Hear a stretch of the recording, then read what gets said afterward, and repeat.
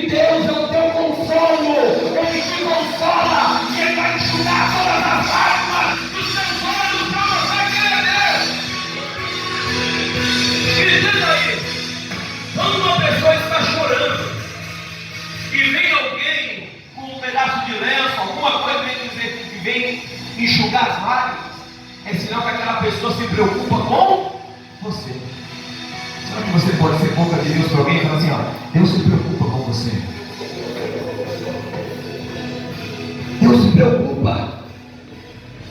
Deus é o consolo de Neemias. Agora entenda, Neemias está chorando, ele está se lamentando, porque ele está sabendo que a cidade está destruída, o povo está levado a cativo, o povo está sofrendo. Mas uma coisa ele não se contentou, foi o que? Ficar de braços cruzados. Ele vai tomar um posicionamento. Oh, aleluia! E aqui eu sinto a presença de Deus. Sabe por quê? Me mostra no texto se foi Deus que mandou Neemias. Vai lá para Jerusalém e ergue a cidade de novo. Foi Deus que mandou ele ir? Não. Não foi Deus que mandou ele levantar as muralhas. Tem coisas que Deus não precisa falar para eu e você fazer. Tem coisas que não precisa descer um anjo do céu para Deus entregar um recado que é para você fazer a vontade dele. Não, sabe por quê? Porque o Senhor já disse que você possa amar a Deus sobre todas as coisas, amar o teu próximo como a ti mesmo. Pregue o evangelho, anuncie essa palavra. Você é luz do mundo, fale do que Deus tem feito. Neemias vai saber da necessidade que está a obra de Deus para Jerusalém. E mesmo ele estando como servo do rei, ele vai dizer, eu preciso fazer alguma coisa. Olha só a atitude de uma pessoa que tem um posicionamento de servo. Ele sempre quer trabalhar para fazer alguma coisa para Deus. Não adianta ficar de braços cruzados e fazer vista grossa. Não adianta a gente entrar numa zona de conforto e falar assim, não, eu estou cansado. Deus sabe, Deus entende, eu não tenho tempo, eu trabalho muito. Não tem justificativas. Para Deus, nós podemos fazer a qualquer momento, a qualquer hora.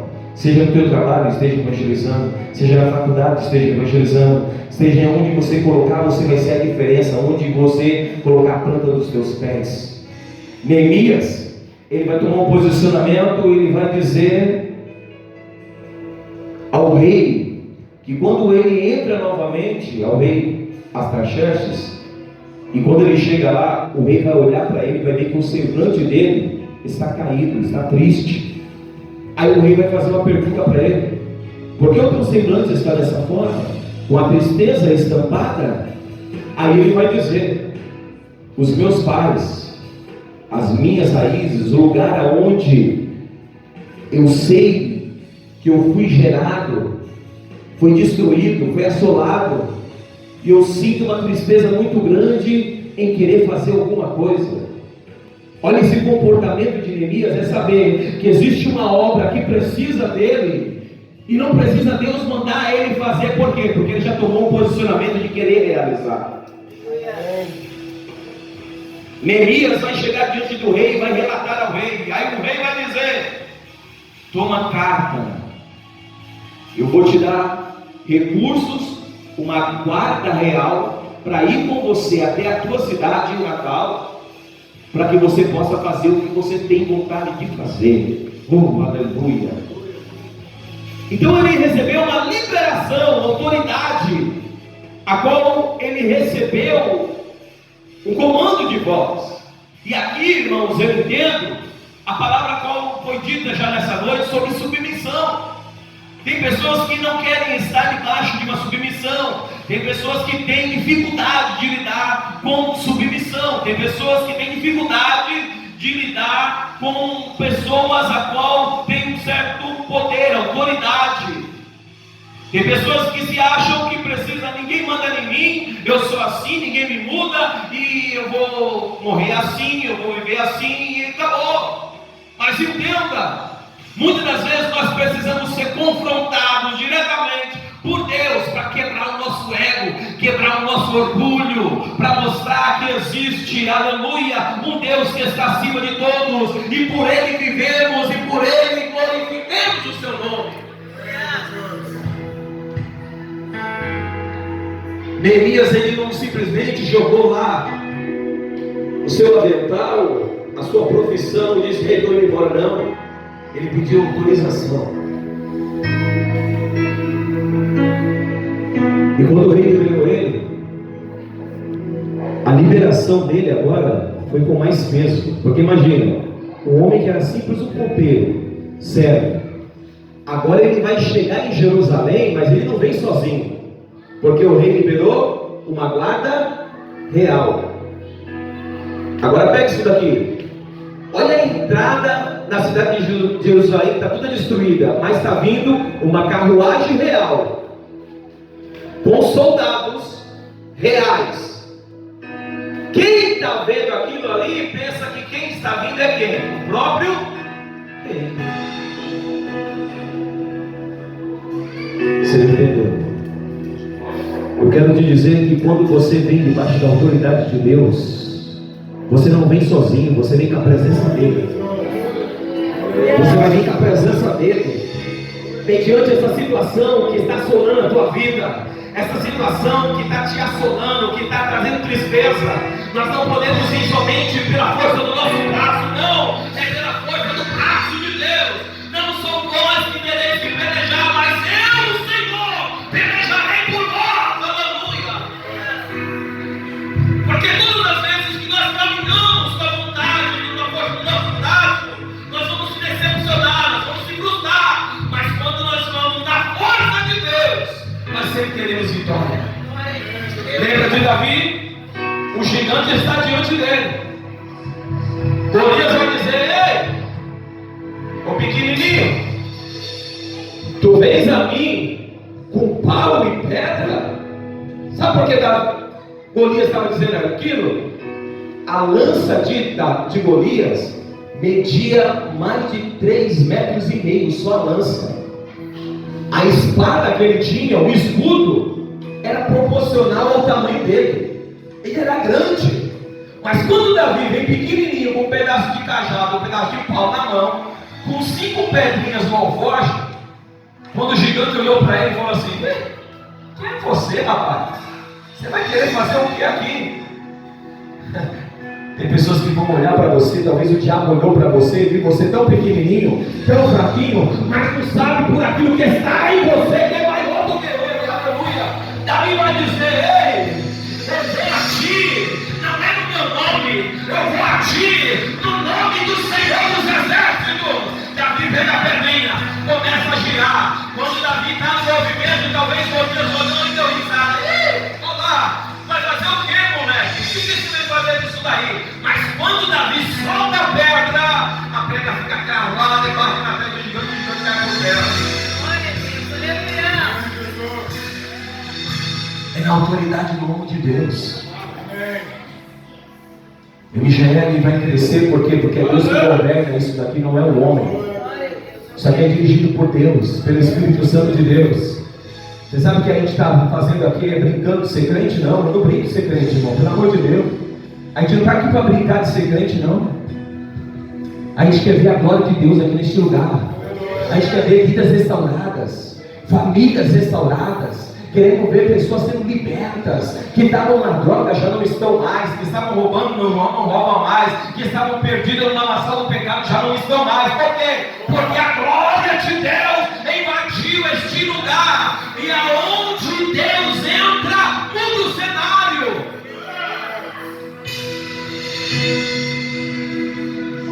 Neemias, como servo, ele se posicionou: preciso fazer alguma coisa.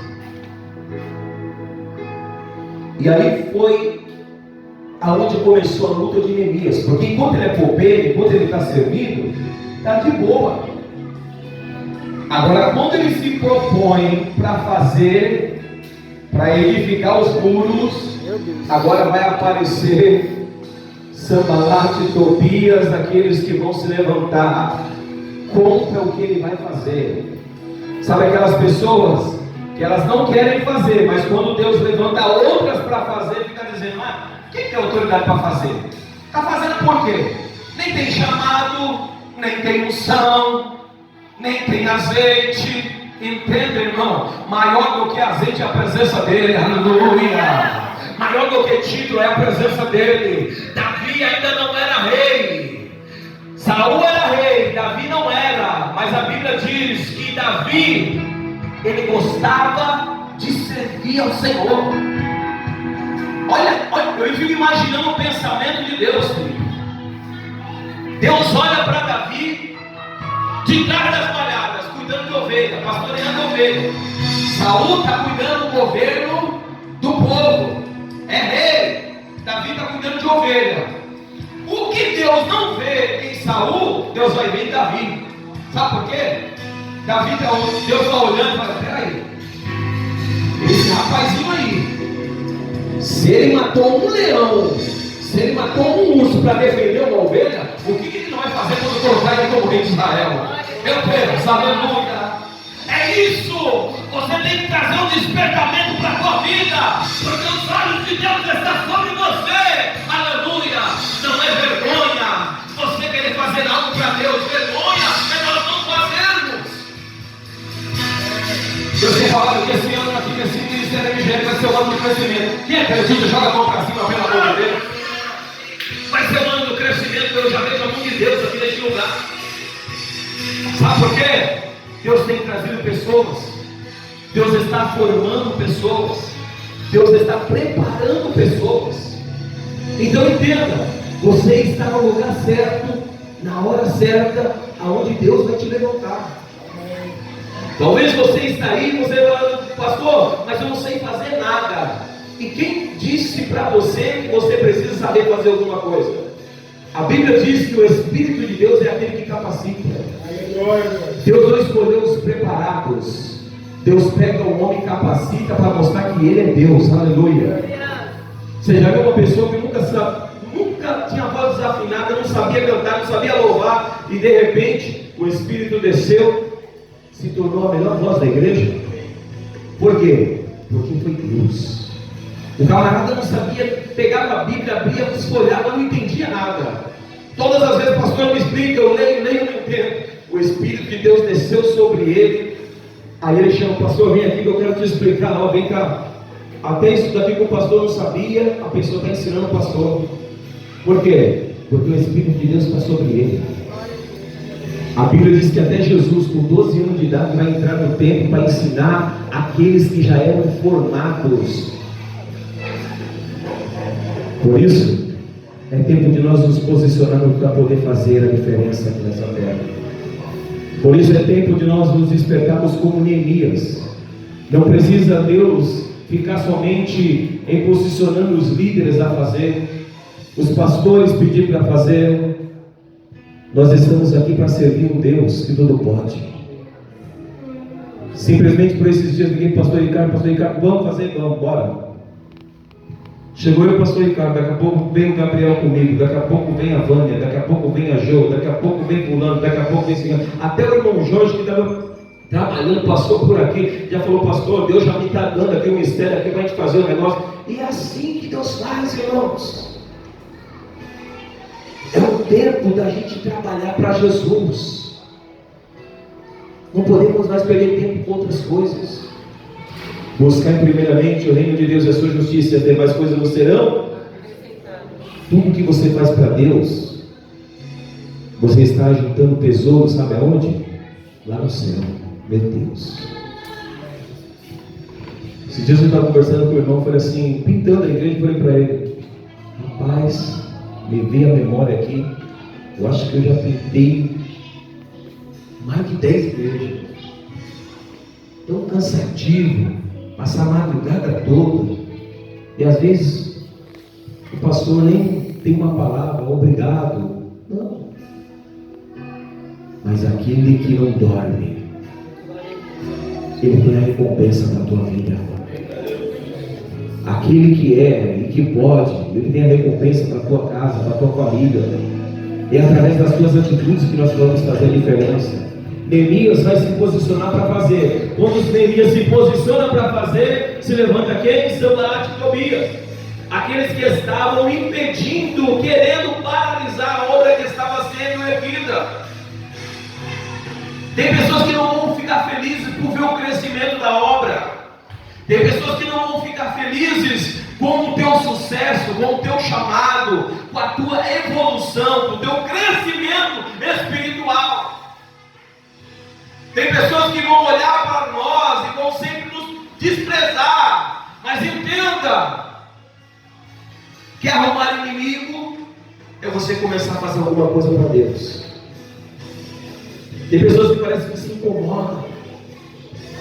Sanbalate e Tobias vão começar a armar contra a vida desse homem chamado Neemias.